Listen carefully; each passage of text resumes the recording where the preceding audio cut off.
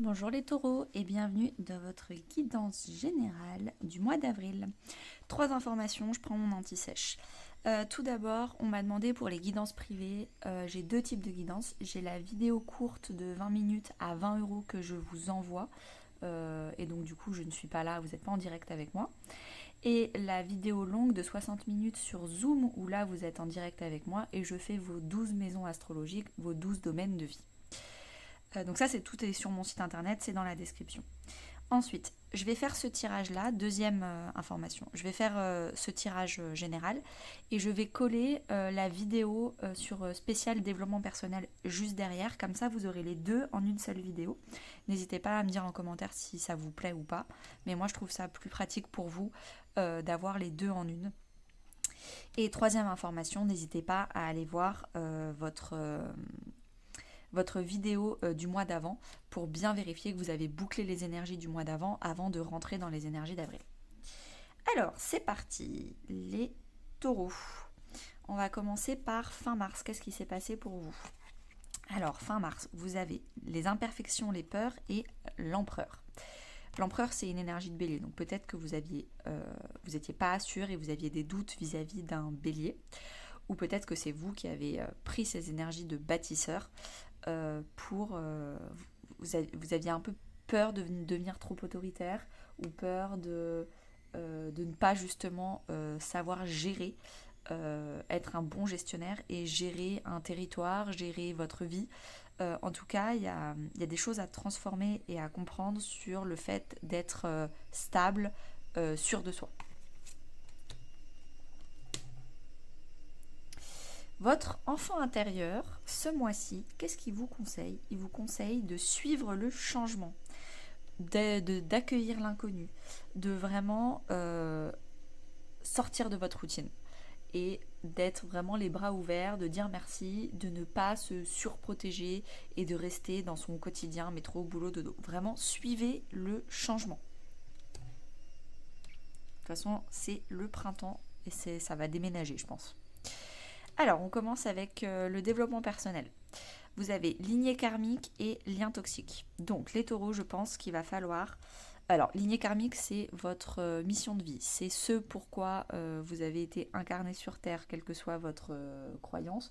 Quel est le métier qui va vous faire plaisir? Quelle est l'activité où pour vous, ce ne sera pas travailler? Il n'y aura pas de notion de retraite. Vous allez travailler toute votre vie, entre guillemets, parce que ce sera un réel plaisir, ce sera une mission, ce sera ce pourquoi vous êtes fait.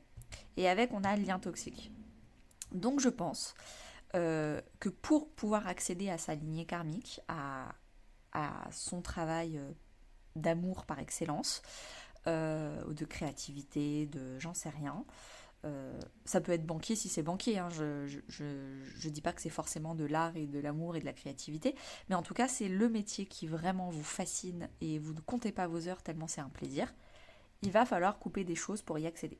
Donc il va falloir couper des pensées limitantes. C'est trop beau pour être vrai, je vais jamais y arriver, bla. Ça on coupe, c'est fini. Il va falloir couper des gens autour de vous qui vous disent ça, ou des gens qui y croient pas, qui rigolent un peu en disant ouais je regarde, vas-y je te regarde et on verra bien si tu y arrives. Des gens pas très encourageants, pas très motivants, ça aussi on coupe. Ça peut aussi être d'autres activités, peut-être potentiellement enfin démissionner, je ne sais pas. En tout cas, il y a des choses, des énergies anciennes, et nous, on vous demande de suivre le changement. Il y a de l'ancien, du croupi, du dépassé qu'il va falloir virer.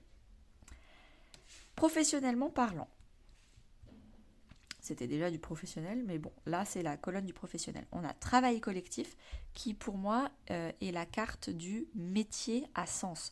Avoir un sens et faire un métier qui est bon pour le collectif.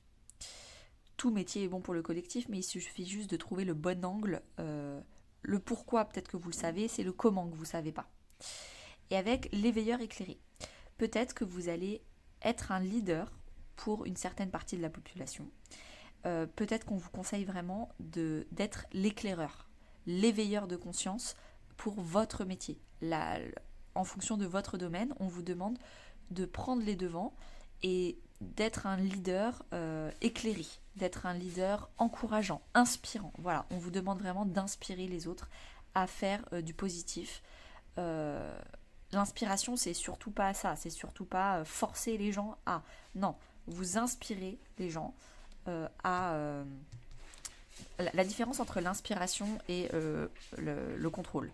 Le contrôle, c'est qu'on donne des ordres aux gens de faire ça parce que ce serait mieux pour elles. On leur donne des conseils alors qu'ils n'ont rien demandé. L'inspiration, c'est je le fais pour moi.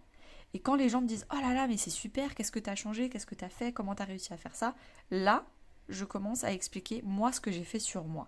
L'inspiration, c'est le faire sur soi et laisser les gens qui sont attirés par ce travail personnel que vous avez fait, vous poser les questions et là, vous répondez. Voilà ce qu'on vous demande de faire. Ah bah il y a mon chat qui est d'accord, il acquiesce. Relationnellement parlant, on vous demande... alors, relationnellement parlant, ça peut être couple, mais ça peut être amical et familial. On vous dit qu'il y a des différences de maturité. Vous n'êtes pas forcément sur le même niveau de votre vie, au même moment de votre vie. Et donc du coup, va falloir concrétiser des projets avec ce problème de maturité. Donc va falloir accorder les violons, va falloir peut-être être un peu plus patient, ou alors peut-être mettre les bouchées doubles pour attraper les gens qui sont un peu plus matures. Ça peut aussi être en face de vous, vous avez des gens qui concrétisent des projets pas au même rythme que vous. En tout cas, il y a un problème de rythme avec les autres. Donc votre famille, vos amis, votre couple. Il y a un problème de rythme et on vous dit vraiment que c'est... Si vous vous demandiez ce que c'était, en tout cas la réponse c'est un problème de maturité. Il y a des personnes qui sont pas forcément éclairées autant que vous, ou alors c'est vous qui n'êtes pas encore éclairé autant que les personnes en face de vous. Et il va juste falloir avoir plus de patience. Potentiellement, ça va durer jusqu'à l'été. Mais en tout cas, il va falloir comprendre quel est le problème exact dans ce problème de maturité. Donc, faites vos propres recherches. Moi, je suis là pour les guidances privées s'il y a besoin. Et voilà. Alors, on va commencer la première semaine d'avril. Qu'est-ce qui se passe ? Page de Pentacle et nœud sud. Et bien justement, page de Pentacle pour moi, c'est personnel, hein, pour moi c'est la carte du développement personnel. C'est la carte de je repasse en mode apprenti, j'ai une pépite en or, et cette pépite en or en fait c'est moi, c'est mes valeurs, c'est ma personnalité, et je l'astique, je la polis, je m'occupe de cette pépite en or, je la façonne pour qu'elle soit comme moi. Et avec, on dit le nœud sud. Le nœud sud c'est la zone de confort. Le nœud nord c'est la lignée karmique. Toute notre vie, on est fait pour progresser, pour partir du nœud sud, partir de notre zone de confort, de ce qu'on sait déjà bien faire, du cocon familial, pour aller vers notre nœud nord, vers la voie du changement. Suivez le changement, partez de votre nœud sud. Et là, on vous dit vraiment, cette première semaine, vous allez faire potentiellement beaucoup de développement personnel pour comprendre en fait c'est quoi vos bagages, quel est l'héritage de votre famille que vous a donné... par exemple, la peur du manque, toujours avoir peur de manquer, ce genre de bagage qu'il va falloir laisser tomber. C'était un exemple comme un autre, mais en fait, vous allez vraiment commencer à faire du développement personnel pour sortir de votre nœud sud. Sortir de vos habitudes inconscientes, et vous allez commencer à poser de la conscience sur votre quotidien pour sortir et aller vers des choses en pleine conscience. Deuxième semaine, on a le 4 de Pentacle et rétrogradation qui est le fait de penser différemment, avoir une perspective différente. Le 4 de Pentacle, c'est vraiment une carte de protection. On se protège, quitte à rester autour d'un environnement pas très bienveillant, de gens, ça peut potentiellement être une maman un peu emprisonnante ou des gens qui sont vraiment dans l'emprise et qui vous protègent. Certes, vous êtes bien protégé, mais vous avez que 4 pentacles et le jeu de cartes va jusqu'à 10. Donc il y a encore 6 pentacles à aller les chercher et pour ça, il va falloir sortir du cocon familial. Ou ça peut être symbolique, il va falloir sortir de votre état d'esprit bien ancré. Et donc du coup, on vous demande, pour sortir de cet état d'esprit de manque, c'est marrant parce que j'avais parlé de manque, et là aussi, je viens d'y penser, la carte du 4 de Pentacle, ça peut aussi être la carte de la peur de manquer d'argent. Mais c'est que de la peur. Dans la vraie matière, vous avez de l'argent. Regardez, vous en avez 4, ils sont bien, ils sont beaux, ils sont là, ils sont dorés. Mais vous, dans votre tête, vous avez peur de manquer. Du coup, vous restez là. Non, on vous demande de penser différemment. pensez différemment à l'abondance, pensez peut-être si vraiment ça vous parle d'argent, faites vraiment beaucoup de recherches sur la loi de l'attraction, la loi de la vibration, l'état financier. Troisième semaine, le 6 d'épée et la chute. Trouver son expression dans un environnement inconfortable. Vous allez enfin partir de justement cet état d'esprit et ce moyen d'expression intérieur, donc dialogue intérieur ou extérieur. Peut-être que régulièrement, vous étiez quelqu'un qui n'arrêtait pas de dire « Non, mais j'ai pas d'argent, je peux pas faire ça. Non, mais j'ai pas d'argent. » Alors que sur votre compte, vous avez plusieurs zéros. Donc, on arrête d'exprimer du manque parce que vous vibrez du manque et du coup, vous êtes tout le temps dans une énergie de manque. Le 6 d'épée, c'est on part des eaux troubles pour aller vers des eaux calmes. Vous partez. Vous arrêtez. Vous partez de cet état d'esprit. Vous partez. Potentiellement, intérieurement, pour aller vers le métier qui vous va, il va falloir couper vraiment votre état d'esprit de manque. Pareil, pour concrétiser vos projets avec votre entourage, vos amis, votre couple, votre amoureux, etc., il va falloir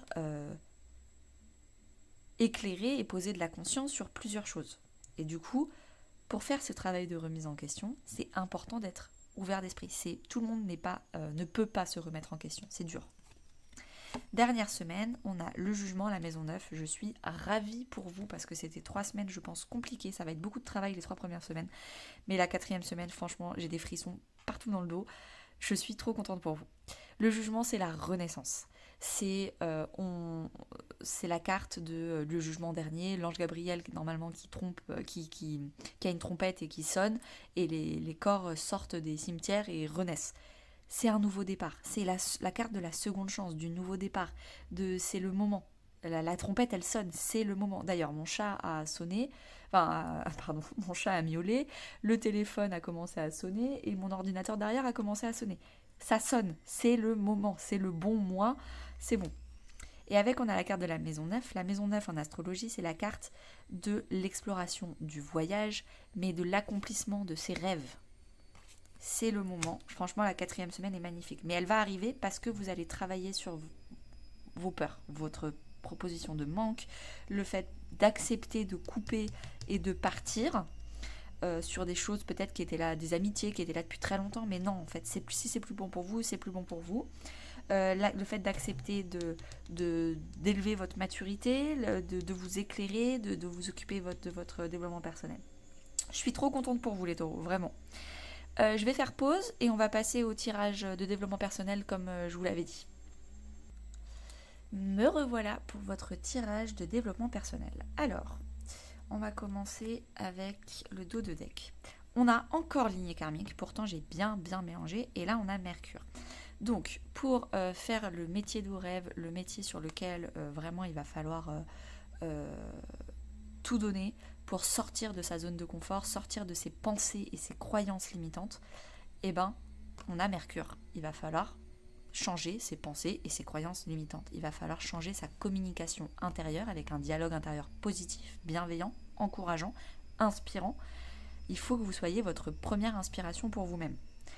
Et en même temps, changer votre dialogue extérieur en montrant aux autres, au reste du monde, à vos futurs clients, que vous êtes quelqu'un de stable, quelqu'un de sûr et que vous adorez ce que vous faites, que vous êtes bon dans ce que vous faites. Alors, énergie actuelle, vous avez la maison 1 et la médiumnité. Donc, vous êtes individuellement, vous, votre enfant intérieur, vous êtes en train d'essayer de vous projeter sur où est-ce que je serai le mieux, où est-ce que je serai le plus heureux, la plus heureuse, par quoi je commence pour que dans le futur je sois vraiment bien. Le problème, c'est que pour l'instant, vous faites ça un peu tout seul. La carte, la maison 1, c'est vraiment vous et vous-même. C'est pas vous et le reste du monde. Du coup, vous vous exilez beaucoup et ça vous fait souffrir. Ça vous fait beaucoup souffrir.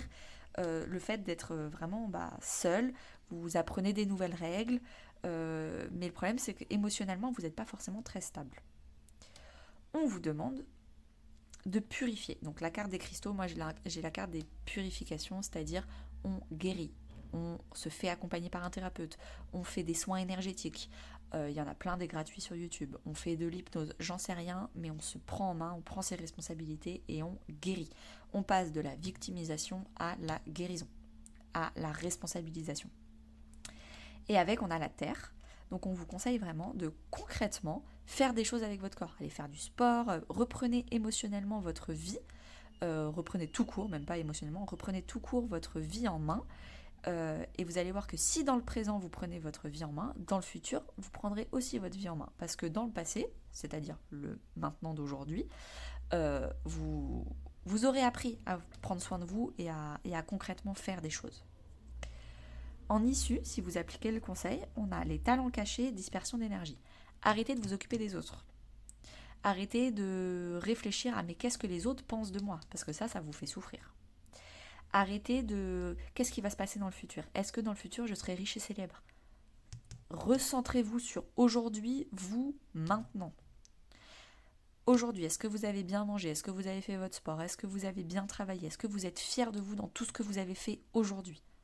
Ou est-ce que vous attendez que demain, le futur va vous sauver? Non, si aujourd'hui, vous n'allez pas bien, demain, vous irez pas bien. C'est pas je serai heureuse quand ou je serai heureuse si. Ça, c'est de l'amour conditionné, conditionnel. On vous demande de travailler votre amour de vous-même inconditionnel. Il n'y a pas de condition, il n'y a pas de quand, il n'y a pas de si. Donc pour ça, il faut vraiment travailler vos dons, vos talents cachés, aller vers l'avant, être dans la créativité de vous-même. Continuez à travailler votre maison 1, c'est très bien. En synthèse générale, on a la maison 4 qui est la maison de la stabilité intérieure, de la stabilité émotionnelle. Je pense que si on ne devait garder que 2 cartes, c'est ces deux-là. Vous êtes fatigué. Et vous êtes fatigué pourquoi? Parce que vous n'êtes pas stable intérieurement. Vous n'arrivez pas à construire de l'immobilier parce que vous êtes fatigué ou à construire des projets. Vous n'arrivez pas à bâtir votre vie, à être concrètement dans la terre.